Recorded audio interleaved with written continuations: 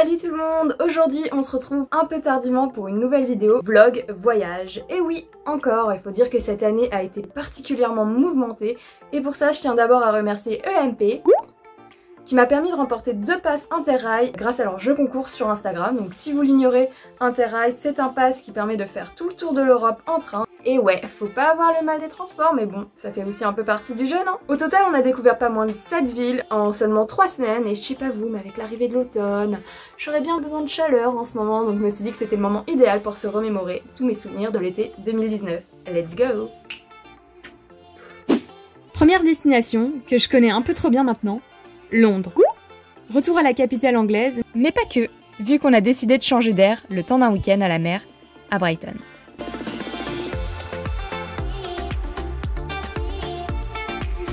C'est la première ville que j'ai découverte en Angleterre lors d'un voyage scolaire, il y a 11 ans maintenant.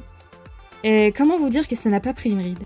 Je me souviens trop bien du Brighton Pier avec tous ces casinos. Et si vous êtes joueur, ça fait toujours moins loin que Vegas. Lever du jour, il est 5 h du matin et on rentre de soirée. Partout où je passe, une note de Disney m'accueille. Un hasard, vous avez dit? Retour à Londres, sous le soleil pour une virée shopping et découverte du nouveau Hard Rock Café entre mère et fille. Il est temps de quitter l'Angleterre pour les Pays-Bas et de retrouver mon nounou.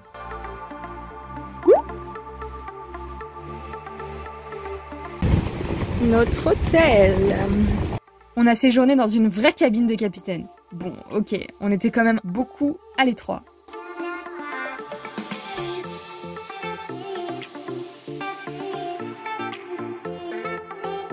Amsterdam, ses canaux, ses vélos, son mythique quartier rouge.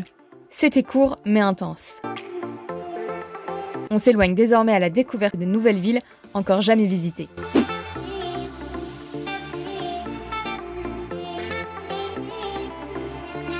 Ah, l'Allemagne.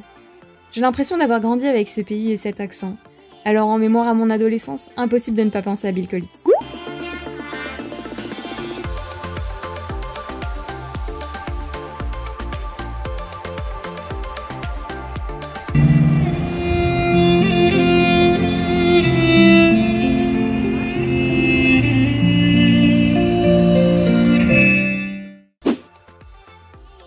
On peut dire que ça change de Paris. Beaucoup de place, de verdure et des espaces vastes. Suffisamment pour se prêter un cache-cache géant dans le labyrinthe du souvenir de l'Holocauste. Et puis direction le Mall of Berlin. Malgré le peu de folie, on est tombé sur ce toboggan géant.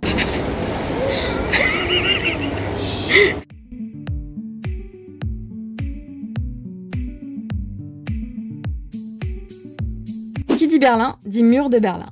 Un hommage sur plusieurs kilomètres perçu comme un lieu de renouveau, où tous ces artistes donnent une seconde vie aux chutes. Et bien sûr, on n'a pas pu résister au meilleur kebab de Berlin chez Mustapha's. Après finalement 1h30 d'attente, à la tienne. Et pour notre dernière journée, direction le zoo de Berlin. Les pandas, ça fait partie de mes animaux préférés. Alors j'étais obligée de craquer pour une peluche à l'effigie de Meng Meng, non?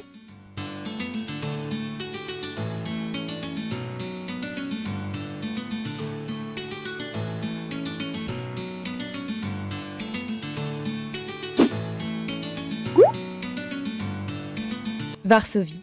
Faut dire qu'on a dû changer 3 ou 4 fois d'itinéraire. Ah, les joies du voyage à l'improviste. On n'avait pas prévu de passer par la Pologne, mais finalement, nous y voilà. Comment vous dire que là aussi ça change beaucoup de Paris. Sur le plan financier notamment, la vie est extrêmement peu chère pour nous les Français.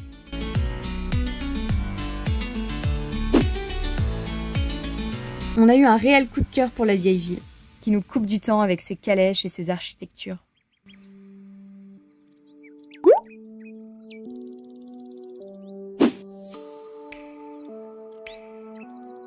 Nous voilà désormais perchés à 237 mètres de haut, où nous avons pu profiter de cette vue imprenable sur toute la ville.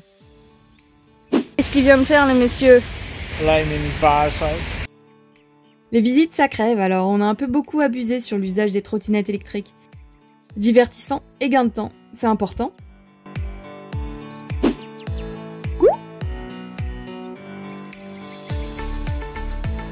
Prague, la ville aux 100 clochers.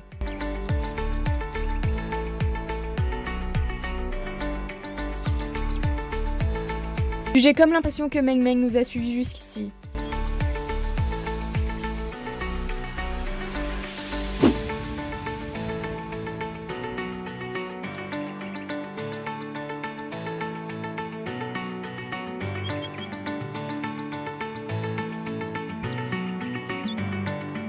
On est tombé sur cette immense confiserie, alors impossible de repartir les mains vides. Nous voilà devant le Muséum national de Prague. Super découverte, vraiment un super musée. Culturellement parlant, c'est une richesse, ça fourmille de petites œuvres. Vraiment incontournable, c'est un passage obligatoire. En grande gourmande que je suis, j'y ai aussi mangé l'un des meilleurs burgers de ma vie. Cette fois-ci, exit les trottinettes et bonjour le pédalo.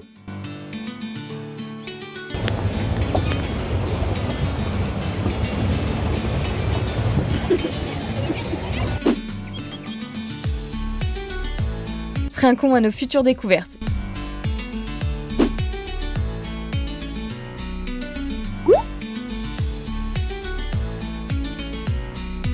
Encore une destination qui n'était pas prévue, mais qui reste une belle découverte. Budapest.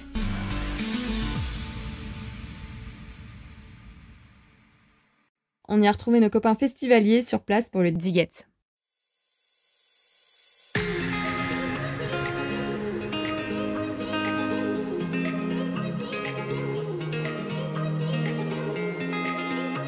Une bonne séance de sport nous attend.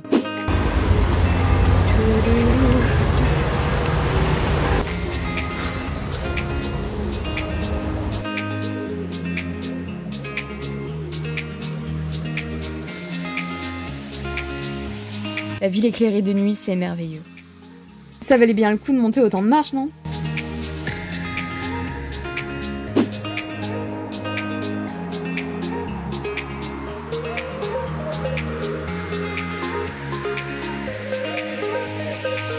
« 15 heures de train couchette plus tard, enfin, ma destination tant attendue, Split. » Oui, parce qu'à Brighton, la pluie était au rendez-vous. Un été n'est pas un été sans baignade.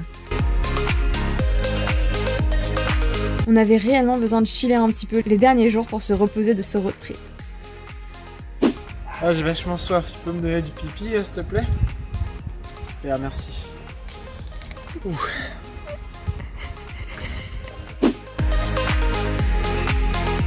Au programme, bronzette et baignade, on a pu admirer plein de poissons, de crabes, d'étoiles de mer sous l'eau. Alors un grand merci à Decathlon pour l'invention du siècle, le masque où l'on respire par le nez.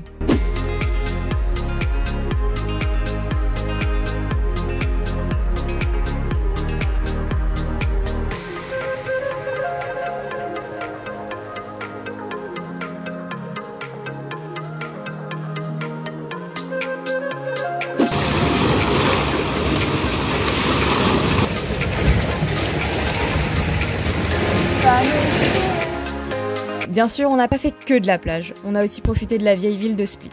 Entre ses murs de pierre, des boutiques artisanales, des concerts et des spectacles. C'est sur cette destination que se termine notre voyage. Je vous fais plein de gros bisous et je vous dis à très vite pour une prochaine vidéo. On pourrait porter un toast à tous les abonnés.